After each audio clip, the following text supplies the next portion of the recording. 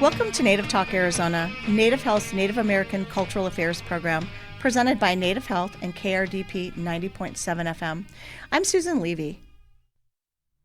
And May 5th is the National Day of Awareness for Missing and Murdered Indigenous Women, Girls, Two-Spirit Peoples, and Relatives, MMIWG2S, with significant community-led advocacy events in Phoenix, which include memorial walks, rallies at the Arizona State Capitol, and public gatherings encouraging the community to wear red for solidarity. On the phone today with us is Brandon Nahsonhoya. Brandon, welcome to Native Talk Arizona. Hi, Susan. Thank you for having me. I'm really looking forward to everything you're doing, hearing about what you're up to, what you've got planned. But before we get started, tell us a little bit about yourself, your journey, and how you ended up doing all of this work. So my name is Brandon Nahsonhoya. I am half Hopi, half African American from the Hopi tribe in northern Arizona. Been into this work since around 2013, I'd say. But my journey of how I got here is kind of my lifelong story. So being biracial as growing up, played a big role into a lot of the stuff that I do today. Growing up having to not be, one side or the other with, being half Black and half Native, but, really learning to have to adapt to my situation and to really be everywhere that I could be. Is somewhat like a chameleon. So this, really started my journey. And as I grew older, I, experienced a lot of alcoholism, violence in the home. And this was normal. This was normal base for us, right? And as I grew older, these kind of things carried with me through high school. Went to 3 high schools in 4 years, again, learning to adapt. But my saving grace was I was great at sports. I was a good athlete, and this is what helped me to get through school, propelled me into college, played college ball, went overseas, played ball there.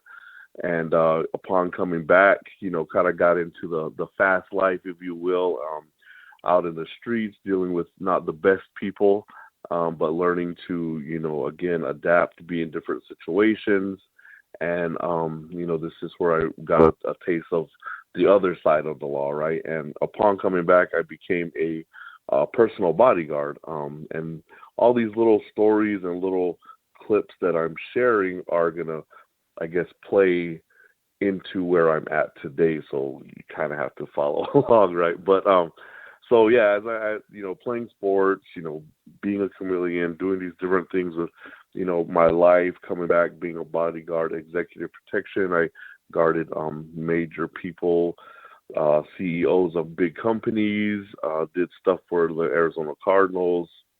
But along the way on this journey, I had ups and downs in the road, just like everybody in life, but mine were self-induced, alcohol, drug-related, get in trouble, go to jail, have good jobs, go through different ups and downs. So that started my, went to jail.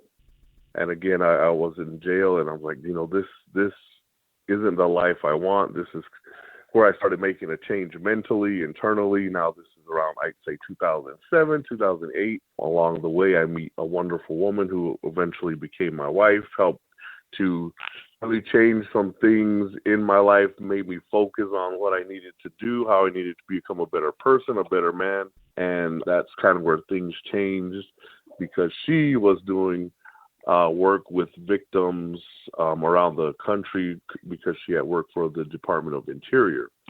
So this is kind of where my journey with MMIP really started. And, we went from there and we started noticing gaps in services throughout the process. And we decided to develop our own organization and help families to fill in the gaps along the way. And it led to us creating a missing persons recovery program, a search and rescue program, and a human trafficking recovery team, where we're actually boots on the ground. We're out on the res, in the streets, along Hopi cliff sides to, in the bushes in Navajo land. We've traveled to different states to help families look for their loved one, organize searches, all these different things throughout the years. In 2018, we started our organization called Hungwunsi Consulting Services. Hungwunsi is my wife's Hopi name, which means standing bear woman, and it kind of has a long story to that. But when you talk to her, she'll tell you about that. But that's how we got our name. We are currently transitioning from Hungwunsi to Omau Resource Center.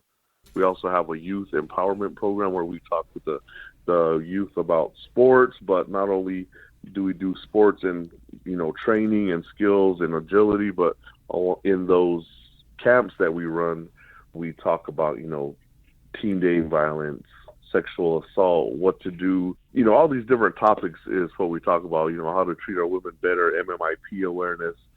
Our goal is to treat our youth and affect change in our youth now. By the time they grow up to be adults, have kids of their own, we believe the change is already instilled in their mindset, and it will, take hold to their kids. So now their kids grow up with this healthy family around, living right, doing a lot of different things differently. And this is where we believe that the world will have a better change, or things start to change and help in helping each other out. And so currently, I also work as a homeless outreach coordinator for a company here in Phoenix, where I'm out in the streets every day helping our unhoused population with necessities that they need every day, from water, hygiene, food, clothes, shoes, to anything involving maybe they need an ID or social security card, maybe getting back to the reservation if they're native. I'll call their specific tribe and talk with them and see if they would like to get their enrolled member back. Then also we have a shower unit that I take people to, starting to take people to get showers now that are unsheltered. So kind of do a lot. I know I kind of gave you a whole bunch of stuff there, but I'm just trying to give you the gist of all that I'm doing in a really quick span. Oh, and I coach basketball, football, and Special Olympics and wrestling as well. So I love coaching, love being a mentor, and just being there for our youth and our people. Okay, Brandon, I got to say, what don't you do? Oh my gosh. You're like amazing. You do like an angel. All right. I don't know which organization that you're running is involved or organizing the Missing and Murdered Indigenous Peoples and Relatives Day of Action on May 5th. Which group is that?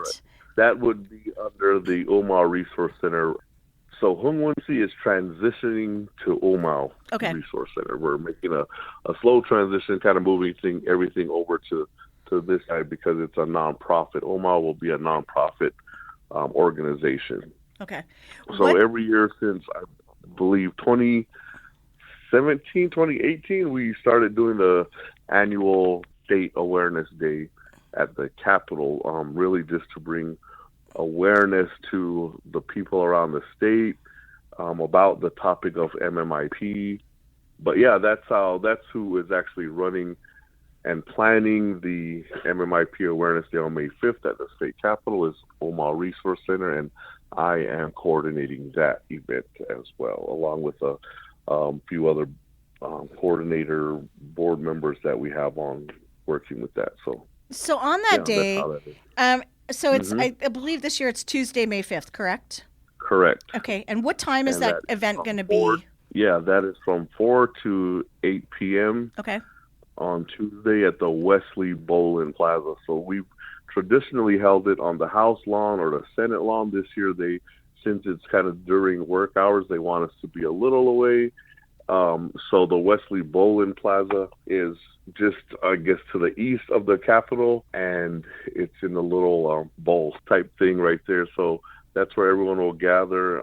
We'll have different organizations coming that have resources that do work around MMIP awareness, from search groups to, behavioral health stuff.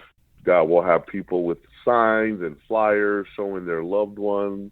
We want to really stress that people come and share their loved one, remember them, or if someone's missing, we help to try to find them. So a lot of resources booths will be there. They're going to be showing what they do throughout this topic, throughout the state of Arizona. We will have flutists, world-renowned flutists. We're going to have dance groups. We will have tribal leadership there, different people reading poems. The governor's task force and the tribal relations office will be reading the proclamation there. Oh, we're going to have some Aztec dance groups that'll be coming, so that's really, really cool. Excited to see that. Some Native American musicians, guitarists. Yeah, just a lot of different things. A survivor story from one of our local people that we've come across in the past few years. You know, her daughter went missing actually on almost a year to the day of May 5th. You know, she came across us at our awareness day last year talking about her daughter was missing, if, you know, what we could do to help type thing. And, you know, come full circle, daughter was found. Now they're going to come and share their story. So we got a lot of, you know, interesting things going on, a lot of prayer, a lot of awareness going on, some drum groups. So it's going to be, it's also a somber thing, but also, you know, something that, you know, people would like to come out and see. If you never experienced what a MMIP day is, you know, come and see for yourself. Again, it's a heavy topic, but it's something that needs to be talked about, the word needs to be spread in our communities. And that way people are aware of, you know, the epidemic that is sweeping the country, the nation. So, yeah, that's what the day will be like. Okay, so I've got a couple questions. One, are you encouraging people to wear red? We are encouraging people to wear red. Okay. Stand in solidarity. You know, red is the color of the MMIP awareness that has, you know, taken hold. And, you know, yeah, definitely please wear red. Make signs if you have signs. Bring pictures of your loved ones. Come ready to show your support, show your love, your remembrance, but also be there to learn, soak up some knowledge, meet some new people, network. Because, you know, this work is tough, and, you know, not one organization or not one group can help serve all the people that are out there. And it takes us community-based level groups to really, you know, spread the word, spread the advocacy, and, you know, get the word out there through social media, through our you know, marches and all these different things. So, yeah. Everybody come on out. I've got a question. So if somebody is missing, will there be any law enforcement or any connections with law enforcement agencies? Yes, there'll be law enforcement there. You know, we have the Layla Woodard would be there with the Missing Persons Task Force. The Arizona MMIP Task Force members will be there. There's going to be just, again, a lot of different resources will be at the event. I haven't seen a list of who's all coming quite yet, but I know there are quite a bit signed up, and, you know, there'll be resources there. So again, if you can't find it, you'll find someone who knows. That's why we were really big on networking, communicating, and you know, getting the word out there. So the theme for the event is safety is sacred. You know, strengthen our community. So being community-based, we believe all this, you know, the strength is there with our communities, with our members, with our families. You know, we collaborate, we share kindness, we're respectful, unity, and this is kind of what we want to spread with our theme of it being safety is sacred and strengthen our community. You know, we all have experiences, we all have loved ones out there. We want to build a stronger, safer community for, you know, our future generations to, you know, grow in a better lifestyle and community. So that's our theme is safety is sacred, strength and community. And we really want to highlight our grassroots people that are on the ground doing a lot of the work. And yeah, that's how it's going. It sounds like it's going to be a great event. And we're pretty much almost out of time, but I just wanted to ask you again. I know the event is Tuesday, May 5th, and it will be at Wesley Bullen Plaza, which is next to the state capitol. And our participants are encouraged to wear red. If somebody wanted to find information, is there a website, a phone number, or social media where they can either see something or call you or contact you? Yeah, you can go to Hongmansi Consulting Services Facebook page, Omaha Resource Center Facebook page, or you can email Honwunsi, spelled HONWUNGSICS @gmail, or Omau, which is spelled OMAUWRC @gmail.com. Those are the places to find, to email, to if you have someone we like to come on and search for, or you have more information, or you like to look up something. Those are the emails you can contact us. Phone number 480-930-9115. If you really need to get a hold of someone, you can go ahead and call.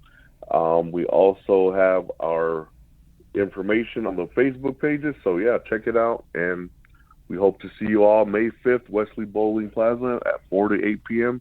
this year. Come on out, check it out. It's going to be a good time. Awesome. 2026 Missing and Murdered Indigenous Peoples Awareness Day. Thank you, Brandon. I know it's a great event. I've been to it, and I encourage people to go and check it out on May 5th. Oh, yeah. Come on down. Coming up next on Native Talk Arizona, Danielle Nito will talk to us about Native Health's home visiting program. Support for KRDP 90.7 FM comes in part from Native Health, with 2 locations in Phoenix, 4041 North Central Avenue, Building C, near the corner of Central Avenue and Indian School Road, and at 8800 North 22nd Avenue. Native Health is also located in Mesa at 777 West Southern Avenue, near the corner of Southern Avenue and Extension Road. And Native Health provides primary medical services at the new Guadalupe Health Center, 6725 South Priest Drive in Guadalupe. Native Health provides primary medical, dental, behavioral health, WIC, and wellness services for the urban Native American community. For more information, call 602-279-5262 or visit our webpage at nativehealthphoenix.org.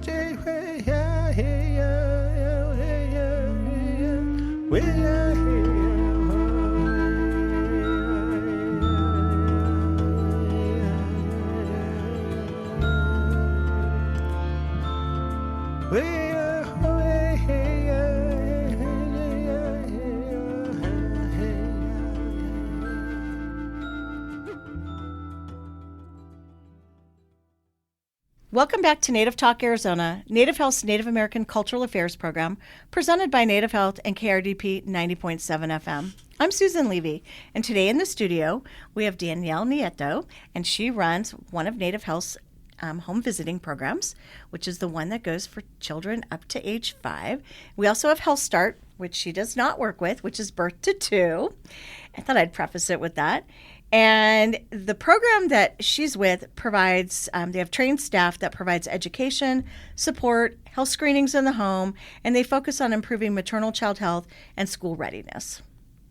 Good? Sound good? Yeah, no, that sounds about right. I don't know what you need me here for. That was great. Yeah, hi, everyone. I have questions for you. Yeah, of course. So before we get started, I want you to tell us a little bit about yourself, your journey, how you ended up here. I know you've been here for a few years. Yeah. And again, thank you so much for having me. So excited to talk about the program.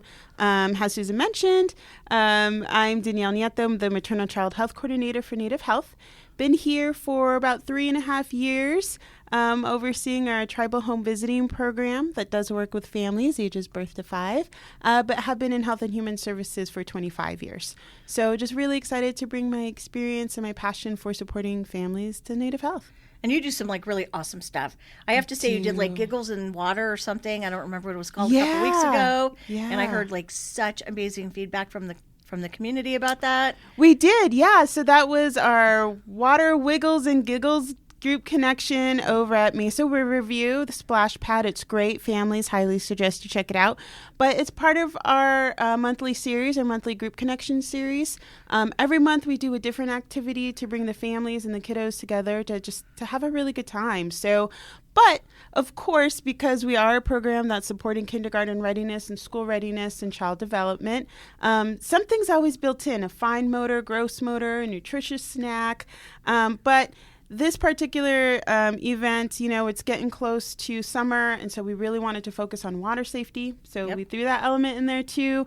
So it was a lot of fun, and that's the program. We do have a lot of fun. So all right, well, we're going to come back to the fun stuff, but first I want to ask. Okay, so we've got the two home visiting programs. One is Health Start, which you're not really involved with, even though you work with them, and that's birth to 2. And then yours is also birth to 5, so school readiness, right? Yes. And it's anybody that lives in Maricopa County?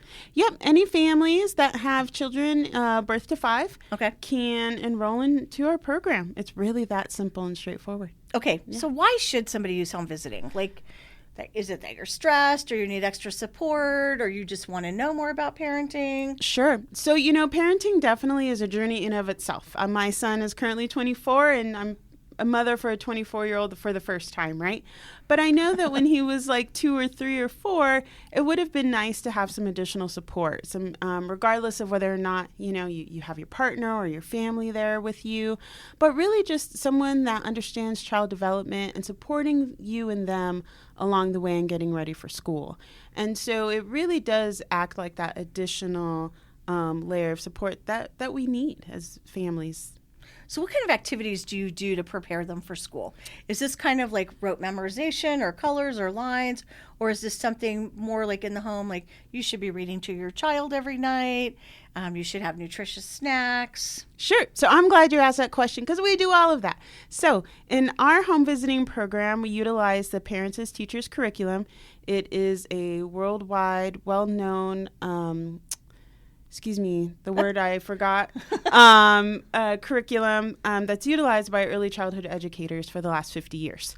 So our home visitors are trained in that curriculum.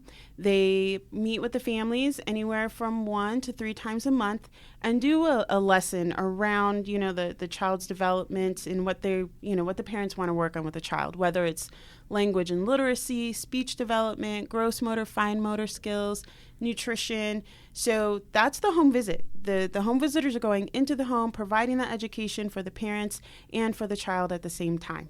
And then you have the social emotional learning components where we have our group connections once a month to bring the community together and develop strong relationship that way, as well as our language and literacy component, which can part of that can be found every Tuesday with virtual storytelling time, where Very popular.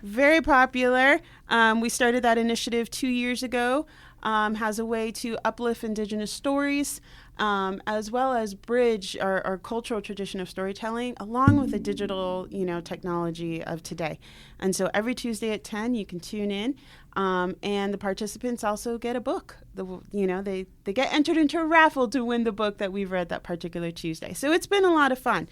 And the children then can stay up into the program up into age 5. So you have 5 years of all these really great opportunities to get one-on-one education as well as community. Okay, so they can stay until they're up to 5. So up to their 5th birthday? It is up until kinder. Oh, up until kinder. So they could be a little bit older. So they could be a little bit older. Okay. Yeah. All right. And then I assume Parents as Teachers, the curriculum is evidence-based? Susan, you guessed correctly. That's the word I was looking for. It's evidence-based. Yeah, okay. It's evidence-based. Okay, yes, and you said it's been around for 50 years. For 50 years. All right. So my question is, so if I'm going to enroll into this program, do I have to make a huge commitment? Am I signing a contract? Is it, am I just saying I'm going to have a home visitor once or twice or 3 times a month and that I commit to doing this, or is it kind of loose and you do if things are really busy, you maybe have 1 visit a month, and then if you really need support, around the holidays, it could be more. Is that sort of? Yeah, actually, that's something we really pride ourselves in, is the flexibility that we provide to our families and how often that we meet with them. So typically a home visit would occur, we do ask the families to commit to 1 home visit a month. Okay. And really that's the commitment, 1 home visitor a month, good communication with your home visitor. But again, the family can receive up to 3 or 4 home visits a month. Participating in group connections, all our extracurricular events that we have, those are optional, but meeting with your home visitor, that is the commitment. Now, is that commitment? Yes. But we work around the family schedule. Some families, they're working families, they can't meet until after 5. The home visitor then will meet them at 5:30 or 6 o'clock, right? And so we really want to meet the families where they're at. So it's really tailored to meet every family's needs. So if I'm like just wanted to meet my home visitor at the park, could I do that? Absolutely. You can meet them at the library? park. You can meet them at the library. Okay. You can meet them at McDonald's. We've even had families who have returned back home to their respective reservation and they don't have home visiting program or very minimal family services. We will keep that family on for 6 months until they're able to get acclimated back into home and sync back into services. So at that point, the home visits are virtual and we're mailing the, whatever materials and supplies that the families need so that they can continue to feel supported from wherever they're at. Okay, so since this is an evidence-based curriculum, tell me, what if the kiddos, do you track like how they do in kindergarten? Do you find that this program has made a difference and that they're ready for kindergarten and their families are emotionally ready to let their child go to kindergarten and things like that? I mean, is that part of this? I will say that even though I was ready, I still cried on my son's first day of kindergarten. But what mom doesn't? Right. What mom and auntie doesn't, right? Yeah, everybody cries. But yes, actually, it's quite a testament to the program that we have multi-generational enrollment.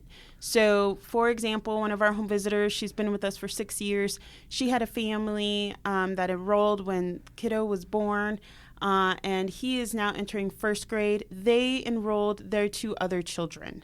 And that child, the eldest child, who's going to be going into first, he's placed in gifted placement.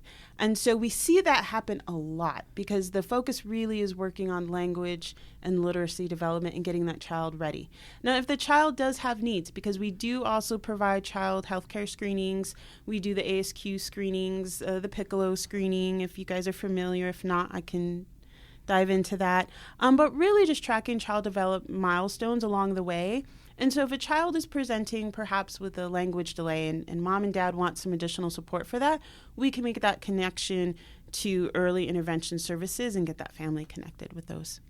All right, Daniel, I hate to do this. We're pretty much almost out of time, but I wanted to find out, how can our listeners find more information about the home visiting program and contact you and get enrolled or just get information? Sure. Okay. So, of course, you can always go to the Native Health website and find out more information, which is www.nativehealthphoenix.org. You can email me directly at dnieto@nachci.com. And that would be D as in dog, N-I, N as in Nancy, I-E, T as in Tom, O, at nachi.com. Okay. Yes. And those genuinely are the best 2 ways to reach out and contact me. Okay. Yeah. Thank you for coming on. It's a great program, and I definitely encourage everybody to check out those the books, the readings on Tuesday mornings. Those are like my favorite, and the group connections, and keep an eye on our social media and the newsletter for everything they do. Thank you, Susan. Up next, Susan Levy chats with Brian Graves, American Indian youth literature and Morris Award-winning author. Support for KRDP 90.7 FM comes in part from Native Health, with 2 locations in Phoenix, 4041 North Central Avenue, Building C, near the corner of Central Avenue and Indian School Road, and at 8800 North 22nd Avenue. Native Health is also located in Mesa at 777 West Southern Avenue, near the corner of Southern Avenue and Extension Road. And Native Health provides primary medical services at the new Guadalupe Health Center, 6725 South Priest Drive in Guadalupe. Native Health's outreach enrollment specialists can help you enroll, renew, or update your access information. It's fast, easy, and can make a difference in keeping your health care coverage. For more information, call 602-285-9492.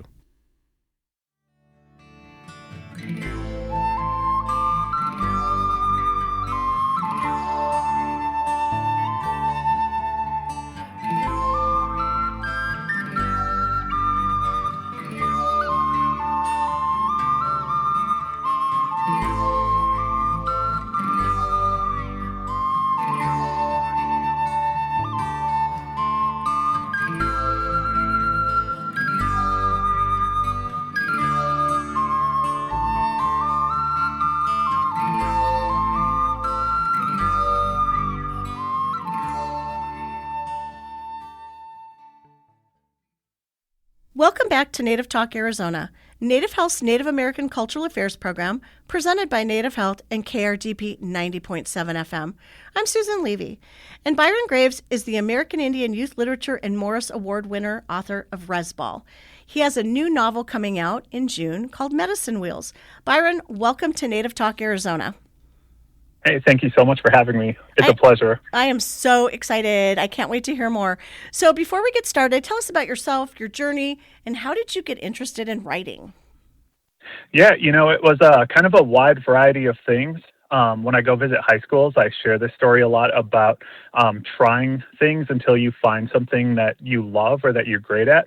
So for me, it was a lot of trials and tribulations. I grew up on the Red Lake Indian Reservation and fell in love with basketball, which is kind of how, obviously, I came up with the idea to tell a story like Resbal. But so hoops was my passion, and then I dabbled with music, dabbled with acting, and kind of throughout that process, I always loved creativity and arts and writing.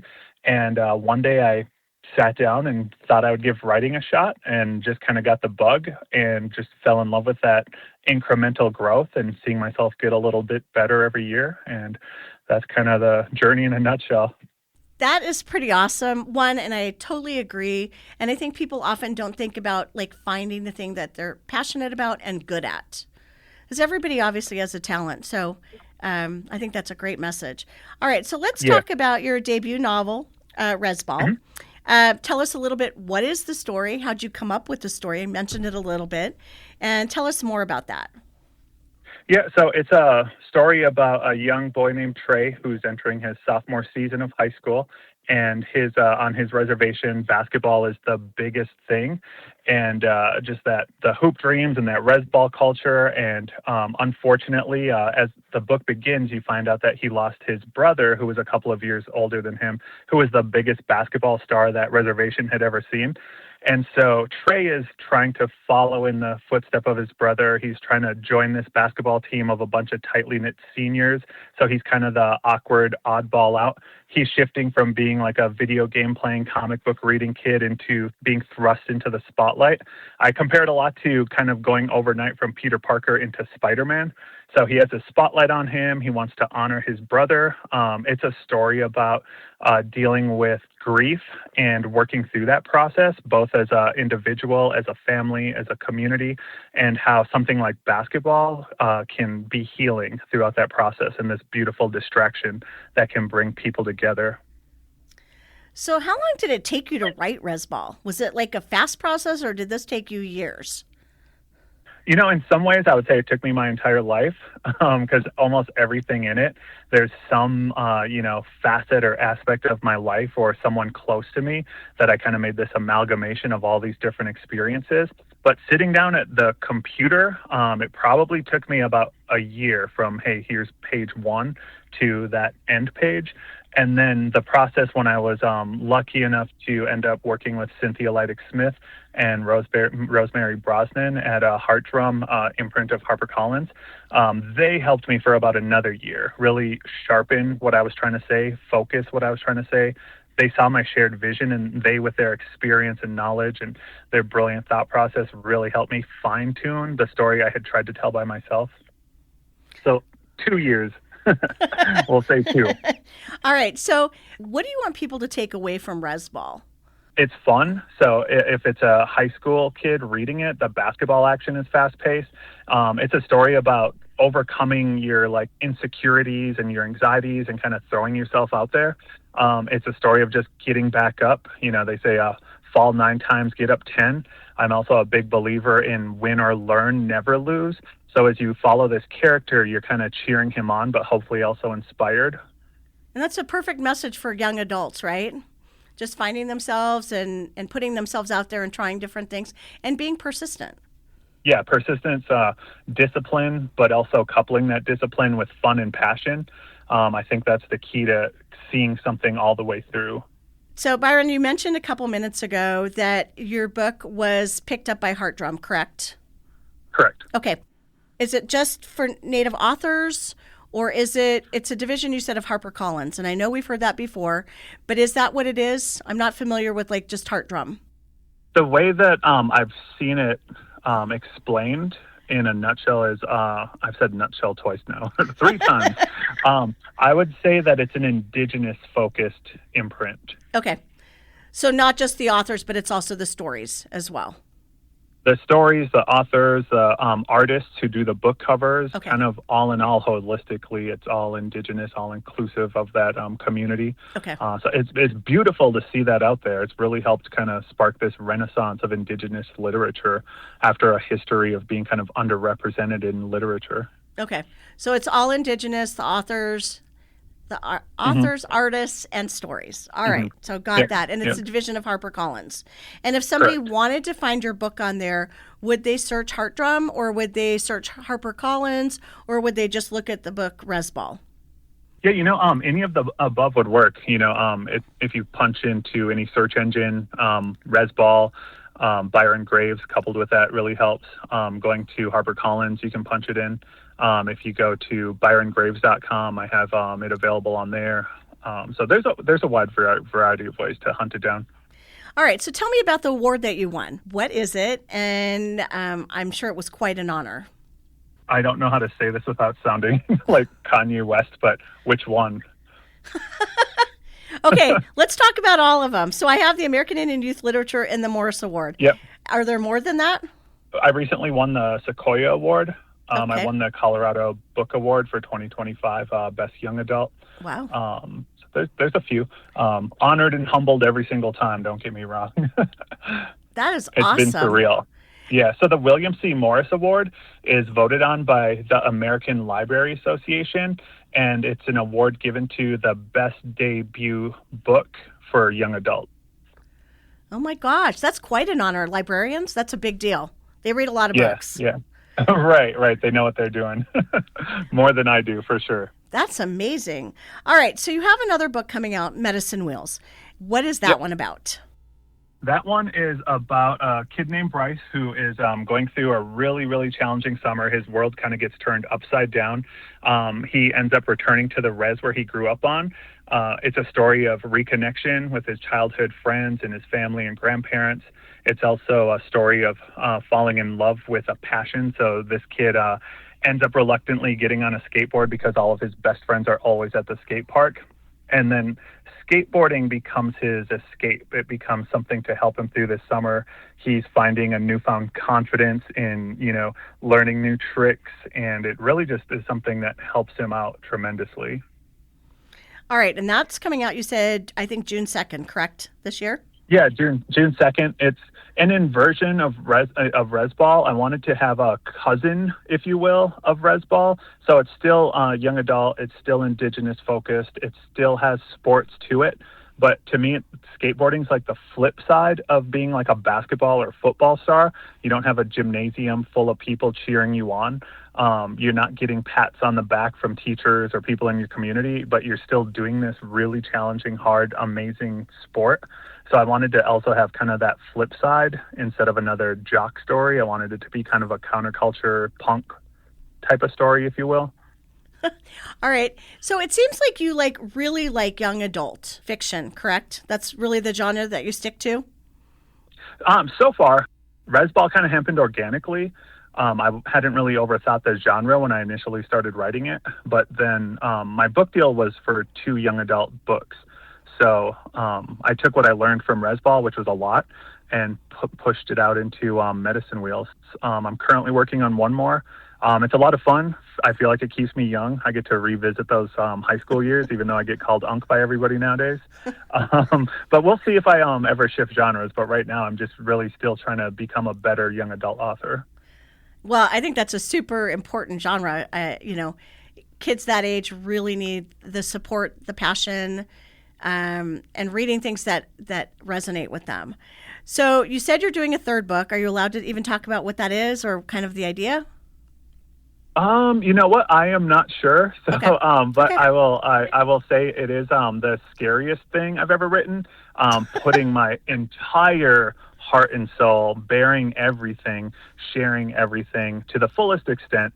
And, I'm really excited that HarperCollins and Heart Drum was brave enough to go on this journey with me.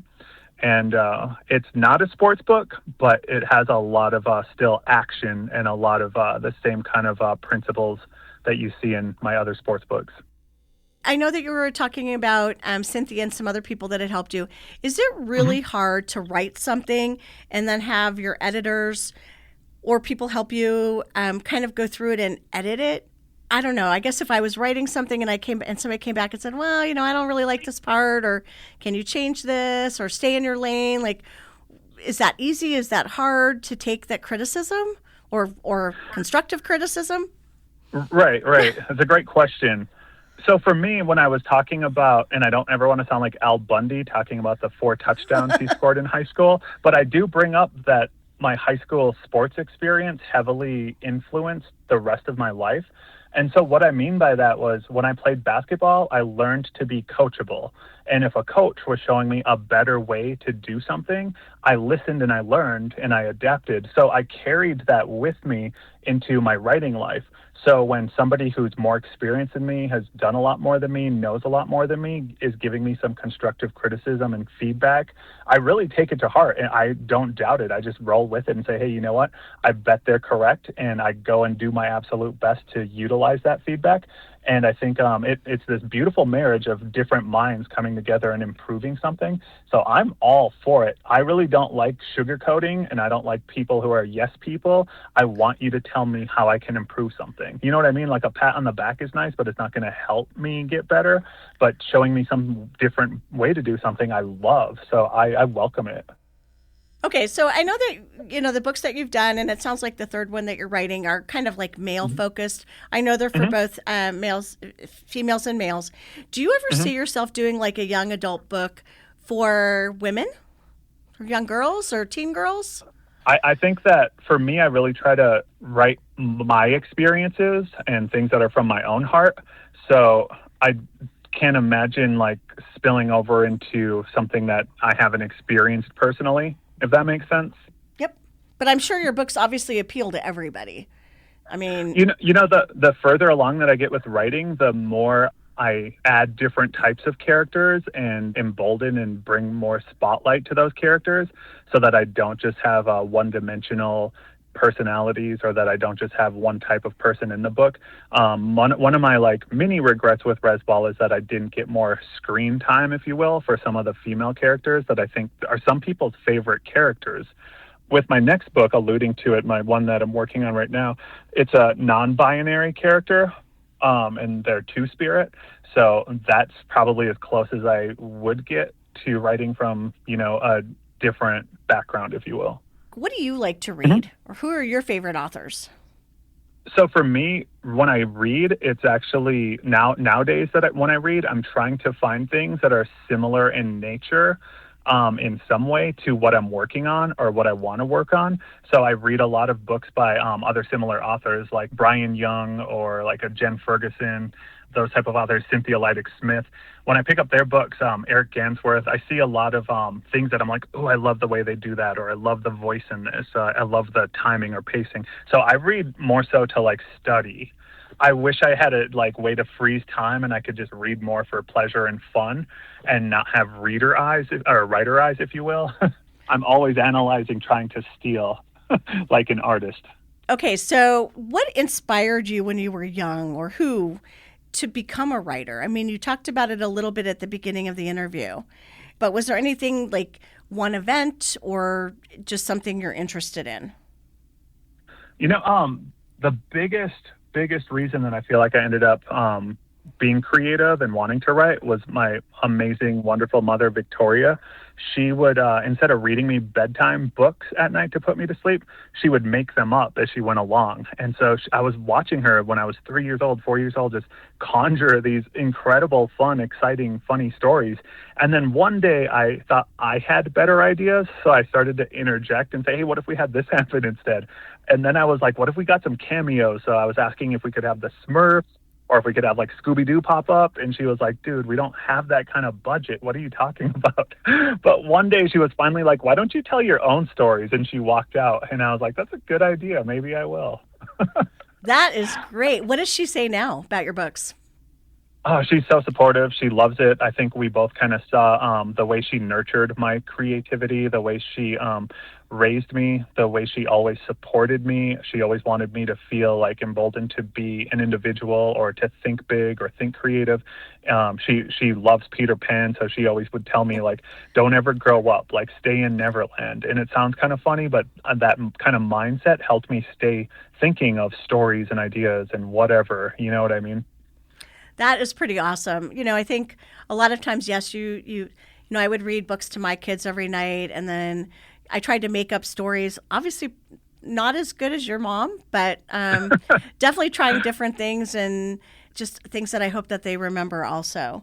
So how has your cultural identity shaped who you are today, and how's it affected your career so far? It's really been everything. It's given me retrospect. It's deepened my understanding of who I am, working on something like Resball for a couple of years and trying to figure out, how do I tell this story authentically? How do I share this Indigenous perspective respectfully, correctly, the right ratio? And so much of writing, it was like looking into a mirror for me and seeing myself and understanding myself in deeper levels. For my career, that's helped me get into a space where I can make the books I write windows, for people around the country or around the world to get a little glance into a fictional version, but pretty darn close to reality of what my life growing up on the Red Lake Indian Reservation was like. I know you mentioned that you speak to high schools and things like that. If you had a high school student who came to you and said, I'm really thinking about being a writer, would you encourage them? And if so, what would you say you should do? Should they start out by just reading a lot of young adult literature? Should they try writing short stories? What suggestions or advice would you give them? Yeah, reading is big. So finding books, kind of like what I do, find books that are similar to the ones you want to write, so you can kind of get an idea of how to structure them and how to lay them out. Finding books on how to write, like Saves the Cat, is one of my favorite books for looking at the kind of blueprint or template of a book. So I recommend that one a lot, just finding books on the craft, attending any seminars or workshops or free classes that you can go to. And then just having fun with it. If you're starting to feel like it's work or it's hard, walk away for a little bit, take a little break. I take breaks like months at a time so that I'm hungry and like dying to write by the time I sit down. But I always come back to like, have fun with it. Have fun. You have to have fun. Otherwise, you're going to get burnt out and you're going to be like, you're not going to write your best if you're not having a good time. That's true. I think it probably comes through your work. What you've written and the joy that you've got and the passion. I'm sure that people have written in with all of your awards. Have people ever written in or emailed you or texted you or DM'd you and said, hey, you know what, this really resonated with me. I was going through a tough time in my life. I read your book and it brought me joy. Is there anything that you can think of, or when you lay awake at night or when you're driving, that you say, wow, you know what, that really made a difference and I'm really glad I did this and wrote that book? Yeah, the experience that comes to mind, I was back on my reservation sharing and celebrating Resball with kids from my res, and I was signing books, and I kept hearing thank you after I'd sign it and hand it over, and I'd say, hey, thank you, But this one kid, all of a sudden, they slid the book across, and they said thank you before I even touched it. So I looked up kind of confused, and he looked at me right in the eyes, and he said, thank you. I never thought that I would see myself in a book. So thank you for that. And that moment meant all the work, all the time, all the sacrifice that I spent trying to become a writer, made it all worth it. And that moment supersedes any award or any success I could ever have, because that was why I was writing Resball, was for that kid. You know what I mean? So it brought everything full circle for me. And I get like the chills or almost teary-eyed every time I think about that kid sharing that feeling with me. That is awesome. And you are humble, and that is amazing. And that you make that difference and that it resonates with those kids. So that's pretty impressive. And finally, Byron, this has been so much fun. I've learned a lot. You are truly humble, and I've really, really enjoyed this interview.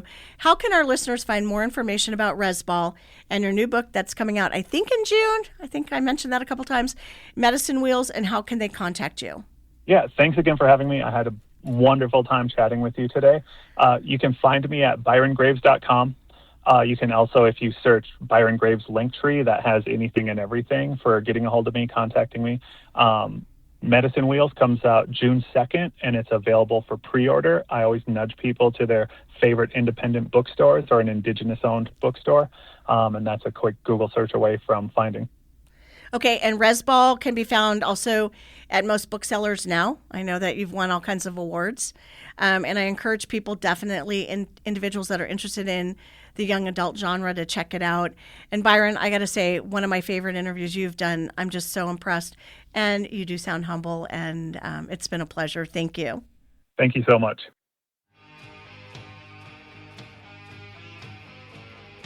Thank you for listening to Native Talk Arizona, presented by Native Health and 90.7 FM KRDP. Our executive producer is Susan Levy. Sound engineer is Javier Quiroga. We hope you will tune in again next week. If you have any questions, please reach us at nativetalkaz@listen2krdp.com.